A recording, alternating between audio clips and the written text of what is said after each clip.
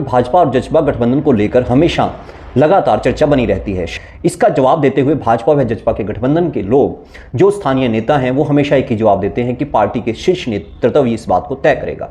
इस बीच पूरे प्रदेश में भाजपा ने अपने कार्यालय खोल दिए हैं और यहां तक कि विधानसभा स्तर पर भी उसने अपने चुनावी कार्यालय खोल दिए हैं।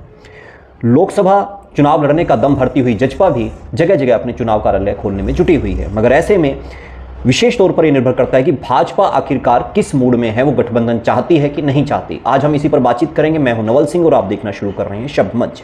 जो शब्द मंच से जुड़े हुए दर्शक हैं, वो राजनीतिक दर्शक हैं, वो राजनीतिक रुचि रखते हैं, जन समस्याओं पर अपनी राय रखते हैं, तो आपकी राय बड़ी महत्वपूर्ण है। आज हम इस बात पर बातचीत करेंगे कि अगर भाजपा गठबंधन करती है तो किन तथ्यों पर विचार करके गठबंधन करेगी, और अगर जजपा गठबंधन करती है तो क्या उसके पास भी विचार करने लायक कुछ तथ्य हैं या वो गठबंधन करने के लिए तैयार है। तो एक एक करके इस पर अपनी बातचीत शुरू करते हैं। वर्तमान समय में जब भाजपा अलग अलग प्रदेशों में अपनी सीट घोषित कर रही है, ऐसे में उसने हरियाणा की जो सीटें जो घोषित कर सकती थी उसको अभी रोक लिया है। और इसके पीछे की दो बड़ी वजह बताई जा रही हैं। एक बड़ी वजह यह है कि भाजपा का नेतृत्व अभी चाहता है कि वो इसके बारे में अपने केंद्रीय नेतृत्व से भी चर्चा करे, और दूसरी वजह ये बताई जा रही है कहीं ना कहीं कि अभी जिसको कहा जाएगा कि हाथी तो निकल गया मगर पूंछ रह गई, यानी कि समय तो बिल्कुल लोकसभा के नज़दीक आ गया और तकरीबन भाजपा की तरफ से अपने आप में सीधा और कोरा सा जवाब है कि वो अभी गठबंधन नहीं कर रही। मगर फिर भी लगता है कि भाजपा लोकसभा की चुनाव के बिल्कुल ऐन मौके पर इस बारे में कुछ ना कुछ फिर से एक विचार करना चाह रही है, एक फैसला करना चाह रही है, और इसको लेकर वो अपने जो केंद्रीय नेतृत्व है उससे भी इसके बारे में विचार विमर्श करके अंतिम मोहर लगाने के मूड में है।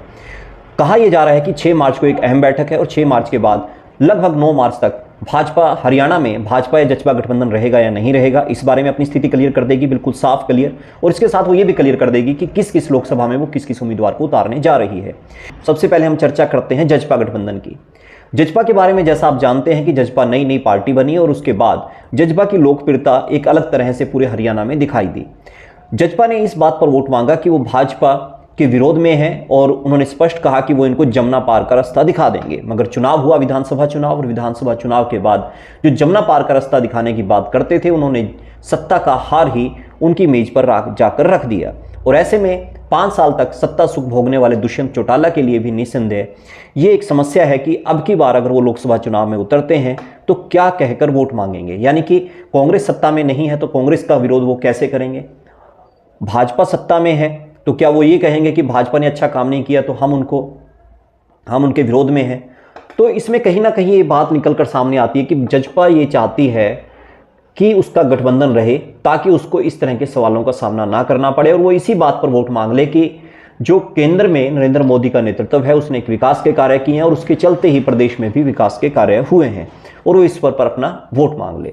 पर भाजपा कहीं से भी नरम दिखाई नहीं देती। भाजपा के द्वारा कहीं भी ये नहीं कहा गया कि वो गठबंधन में लोकसभा चुनाव लड़ने जा रही है, और इसीलिए पूरे की पूरी 10 लोकसभा सीट जो हरियाणा में है वहां पर उनके द्वारा कार्यालय खोल लिए गए हैं। उनके अपना सर्वे चल रहा है, अपने अपने उम्मीदवारों के ऊपर उनकी बातचीत चल रही है। और जजपा की अगर बात करें, जजपा ने भी जब भाजपा का ये रुख देखा तो उसने भी हरियाणा के 10 की 10 लोकसभा में जगह जगह जाकर रैली करना शुरू किया, अपने लोकसभा के कार्यालय भी खोले। और जजपा के अगर बड़े नेताओं की बातचीत की जाए, अगर उनके संकेत ग्रहण किए जाएं तो संकेत में यही आता है कि जजपा ये चाहती है कि उसको हिसार या भिवानी महेंद्रगढ़ जो लोकसभा सीट है वो मिल जाए तो इस पर संतोष कर लेंगे। और गठबंधन के अगर मायने देखे जाएं तो उसमें भाजपा एक बड़ी पार्टी है, उसमें जजपा को 1 या 2 सीटों से ज़्यादा की उम्मीद भी नहीं करनी चाहिए। और जजपा भी कहीं ना कहीं ये चाह रही है कि भिवानी व महेंद्रगढ़ सीट पर वो अजय चौटाला को चुनाव लड़वा दे, और अगर उसे हिसार की सीट भी मिल जाती है तो वहां पर वो दिग्विजय चौटाला को चुनाव लड़वा दे। यानी दोनों ही सीटों पर जो दुष्यंत चौटाला है के परिवार के जो लोग हैं उन पर ही विश्वास जता रहे हैं कि वो लोग सीट जीतकर उनके खाते में डाल दें। तो ऐसे में आपको स्पष्ट दिखाई दे रहा होगा कि जजपा के पास पूरे प्रदेश में लोकसभा के स्तर पर जो सीट जीत पाए ऐसे कैंडिडेट्स अभी दिखाई नहीं दे रहे। तो ऐसे में उसका भी ये मन है कि गठबंधन ज्यों का त्यों रहे, वो लोकसभा में चले, और लोकसभा में चलने के बाद उसके जरिए वो लोकसभा की 1 या 2 सीटों पर संतोष कर लें और वहां पर वो चुनाव लड़ें। और गठबंधन में अगर चुनाव लड़ा जाएगा तो उसकी एक संभावना उनको लगती है कि सीट निकालने की रह जाएगी। अगर वो गठबंधन नहीं रहेगा तो उसकी संभावनाएं कितनी है, इस बारे में आप दर्शक क्या सोचते हैं, इसके बारे में भी जरूर बताएं, क्योंकि फिलहाल यही माना जा रहा है राजनीतिक मंच पर कि इसकी संभावनाएं ना के बराबर हैं। और भाजपा के साथ जजपा इसलिए भी गठबंधन करना चाहेगी कि अगर वो ये गठबंधन नहीं करती, लोकसभा में भाजपा उसका गठबंधन नहीं करती, तो उनको ये जवाब देना बड़ा मुश्किल हो जाएगा कि विधानसभा चुनाव जो कि हालांकि अभी आने को ही है, कि तब तक ये गठबंधन रहेगा या नहीं रहेगा। पर इसका भी आपको बता दें कि ये गठबंधन कहीं टूटने वाला नहीं है विधानसभा के स्तर पर। अगर लोकसभा में गठबंधन नहीं भी होता भाजपा के जजपा के साथ, तो विधानसभा में गठबंधन ज्यों का तो रहेगा और दुष्यंत चौटाला जो हैं वो अपनी विधानसभा की पारी पूरी खेलते हुए यहाँ पर दिखाई दे रहे हैं। हालांकि राजनीति में जो 1% की संभावनाएं लेकर चलते हैं उसमें कुछ भी हो सकता है, पर इसकी संभावनाएं बिल्कुल ना के बराबर हैं। यानी कि अगर लोकसभा में भाजपा और जजपा गठबंधन नहीं होता तो दुष्यंत चौटाला इस प्रेशर में या इस पूरे दबाव में कहीं भी नजर नहीं आ रही कि वो विधानसभा का गठबंधन तोड़ देंगे, वो विधानसभा की पारी पूरी खेलेंगे, ऐसा नजर आ रहा है।